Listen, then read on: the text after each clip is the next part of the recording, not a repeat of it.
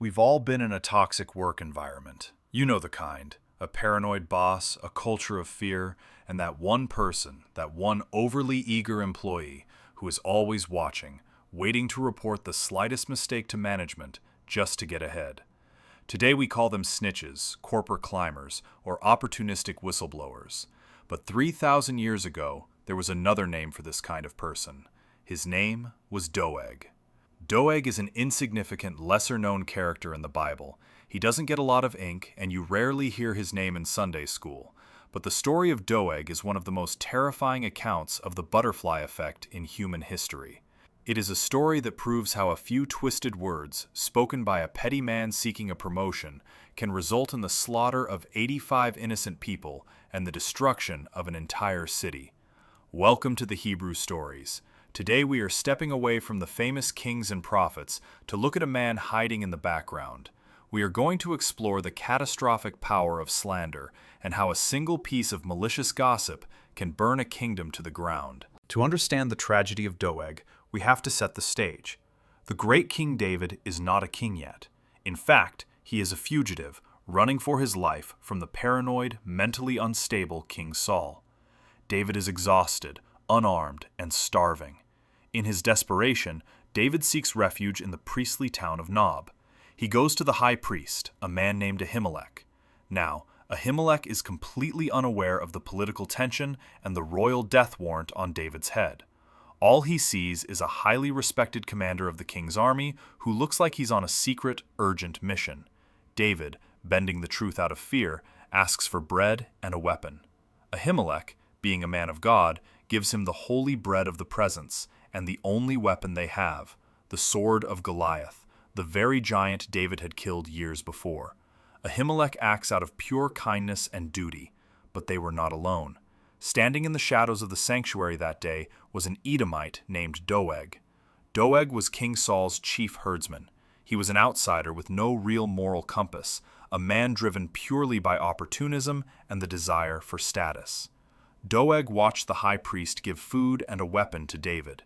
He didn't intervene. He didn't ask questions. He simply smiled, filed the information away, and waited for the perfect moment to use it. Let's fast forward a bit. King Saul is sitting under a tamarisk tree, holding his spear, surrounded by his officials. Saul's mind is a prison of suspicion and paranoia. He is screaming at his men, accusing them of conspiring against him, complaining that no one feels sorry for him and that everyone has taken David's side. This is the ultimate toxic leadership. Saul is begging for a traitor to validate his paranoia. And right on cue, Doeg the Edomite steps forward. Doeg sees the king's vulnerability. He knows exactly what Saul wants to hear. He says, "I saw the son of Jesse come to Nob, to Ahimelech, and Ahimelech inquired of the Lord for him, and gave him provisions, and gave him the sword of Goliath." Now listen carefully to what Doeg did here. It is a masterclass in slander. Did Doeg lie? Technically, no. Everything he said actually happened. But slander isn't just about telling lies. It's about weaponizing the truth by removing the context. Doeg intentionally leaves out the fact that Ahimelech had no idea David was fleeing from the king. Doeg paints the picture of a massive, systemic conspiracy led by the high priest against the crown. Doeg used the truth to tell a lie, and King Saul, blinded by his own psychotic features and paranoia, swallowed it completely. Saul summons Ahimelech and the priests of Nob. Ahimelech defends himself with absolute integrity, stating that he only helped David because he thought David was the king's most loyal servant. But reason cannot penetrate the walls of madness.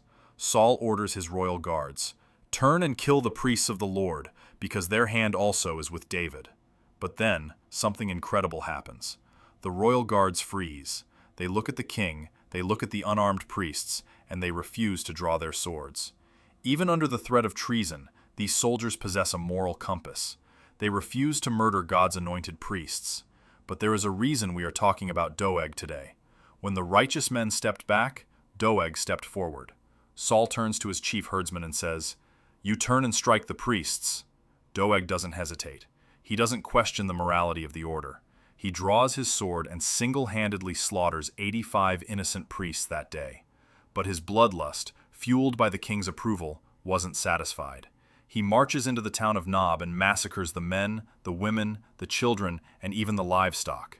Because of a few calculated words spoken to a paranoid boss, an entire city was wiped off the map. We often think of violence as something exclusively physical, but the story of David and Doeg reveals a profound psychological truth.